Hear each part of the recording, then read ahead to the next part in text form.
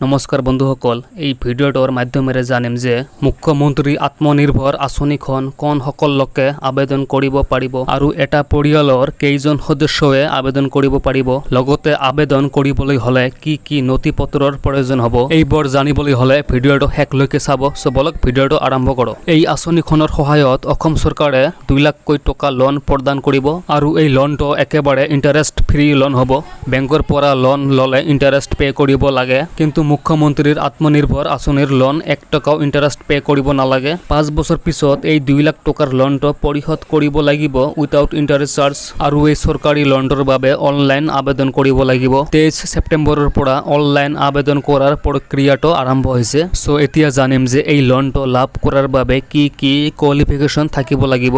যিজনে এই লোনটোৰ বাবে আবেদন কৰিব বিচাৰে, প্ৰথমতে সেই ব্যক্তিজনক অসমৰ স্থায়ী বাসিন্দা হ'ব লাগিব আৰু কমেও ক্লাছ 10 মেট্ৰিক পাছ হ'ব লাগিব। তাৰ পিছত প্ৰফেশ্যনেল স্কিল থাকিব লাগিব, মানে বিজনেছ এটা আৰম্ভ কৰা আৰু মেনেজ কৰাৰ জ্ঞান থাকিব লাগিব। তাৰ পিছত লোন ডিফল্টাৰ হ'ব লাগিব, মানে ঋণমুক্ত হ'ব লাগিব।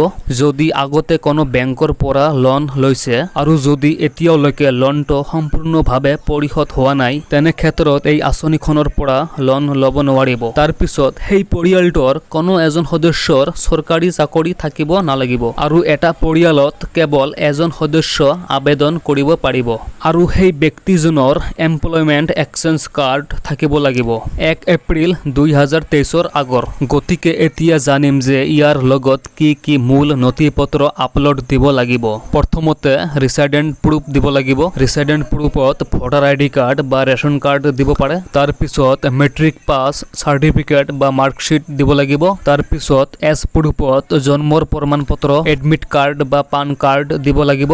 তাৰ পিছত আধাৰ কাৰ্ড আৰু এমপ্লয়মেণ্ট এক্সচেঞ্জ কাৰ্ড দিব লাগিব। তাৰ পিছত মোবাইল নাম্বাৰ আৰু বেংক ডিটেইলছ দিব লাগিব।